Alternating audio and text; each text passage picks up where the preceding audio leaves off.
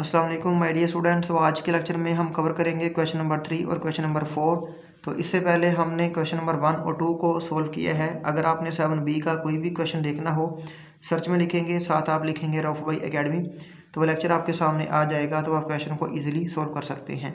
तो question number 3 को solve करने से पहले आपने क्वेश्चन नंबर 1 और 2 को लाजमी सोल्व करना है, क्योंकि उसी ही की बेस पे क्वेश्चन नंबर 3 और क्वेश्चन नंबर 4 को हम सोल्व करेंगे। तो क्वेश्चन नंबर 3 के टोटल 3 पार्ट हैं, हम एक एक करके इनको सोल्व करते हैं। तो ये हमारे पास सीक्वेंस है, ये पार्ट 1 है, ये 2 है और ये 3 है। तो पार्ट 1 में वो हमें क्या कह रहा है कि नेक्स्ट 2 टर्म को हमने क्या करना है जी, फाइंड करना है। ये हमारे पास सीक्वेंस है। तो 3 में 3 ऐड किया 6, 6 में 3 ऐड किया 9, 9 में 3 ऐड किया 12, 12 में 3 ऐड किया 15, 15 में 3 ऐड किया तो यहाँ पर आ गया 18, 18 में 3 ऐड किया तो 21 आ गया। यानी पार्ट 1 का जो आंसर है वो आया है 18 और 21। नेक्स्ट वो हमें क्या कह रहा है जी, nth टर्म को फाइंड करने का फार्मूला बताएं। यानी कि जैसा कि हमने क्वेश्चन नंबर 1 में सोल्व नहीं करते थे कि जो हम जनरल फार्मूला को फाइंड करते थे, सेम वही क्वेश्चन वो हमें रिपीट कर रहा है।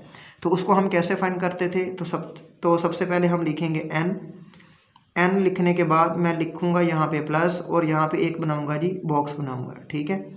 तो n के साथ जो सीक्वेंस आ रहा होता है हम वो लिखते हैं। तो सीक्वेंस कौन सा आ रहा है, 3 का आ रहा है, तो यहाँ पे मैं लिख दूंगा जी 3 लिख दूंगा, ठीक है। प्लस ये बॉक्स है, तो बॉक्स के अंदर हम क्या लिखते थे, जो t0 की वैल्यू होती थी वो लिखते थे, जो t1 से पहले वाली वैल्यू आ रही है। तो ये मेरे पास t1 है, ये t2 है। t1 का मतलब ये है कि ये मेरे पास फर्स्ट टर्म है, ये सेकंड है, ये थर्ड है, ये फोर्थ है। तो t1 से जो पहले वाली वैल्यू आएगी सीक्वेंस के हिसाब से, उसको हम यहाँ पे लिखेंगे। तो 3 से पहले क्या आएगा, 0 आएगा, क्योंकि 0 में 3 ऐड करूँगा तो 3 आएगा ना। फिर 3 में 3 ऐड करूँगा 6 आएगा, 6 में 3 ऐड करूँगा तो 9 आएगा। तो 3 से पहले क्या आएगा, 0 आएगा। तो यहाँ पर क्या आ जाएगा जी, 0 आ जाएगा, ठीक है। और यहाँ पर आ गया जी 3n प्लस 0 हम लिखेंगे नहीं, तो बस यही हमारे पास 3n इसका आंसर आ जाएगा, ठीक है, पार्ट 2 का। और पार्ट 3 क्या है, हमने 105 यानी कि 105 जो टर्म है वो हमने क्या करनी है जी, फाइंड करनी है। तो यही फार्मूला हम यूज़ करेंगे, n की जगह पे हम ये नंबर लिखेंगे, जो भी टर्म आपने फाइंड करनी है। फॉर एग्जांपल अगर मैं कहता हूँ कि मेरे पास 25 जो टर्म है वो कौन सी आएगी, तो n की जगह पे मैं 25 लिखूंगा, 25 को 3 से मल्टीप्लाई करूंगा तो मेरे पास 25 जो टर्म है वो आ जाएगी, सही है। तो अभी हमने फाइंड करनी है 105, तो यहाँ पर आ गया जी, मैं लिखूंगा t का मतलब टर्म कौन सी फाइंड करनी है, 105। जो भी टर्म आपने फाइंड करनी है उसको साथ लिखना है। ये इक्वल आ गया जी 3n का मतलब नंबर, जो आपने टर्म फाइंड करनी है 105। तो यहाँ पर आ गया जी 105 को 3 से मल्टीप्लाई किया तो ये मेरे पास आ गया जी 315 आ गया।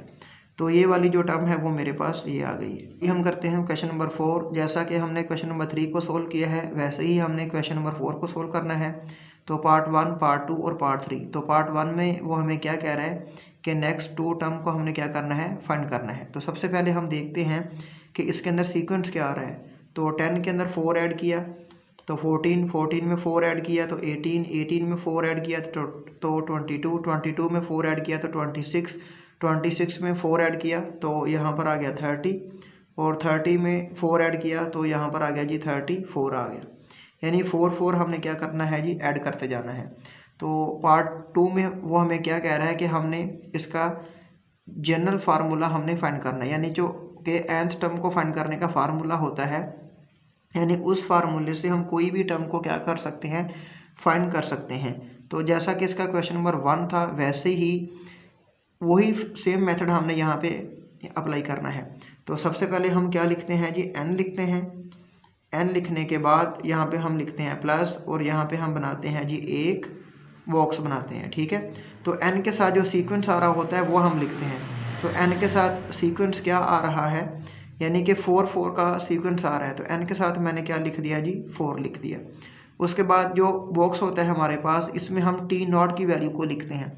तो t0 की वैल्यू क्या होती है, जो t1 से पहले वाली वैल्यू होती है ना, वो t0 की वैल्यू होती है।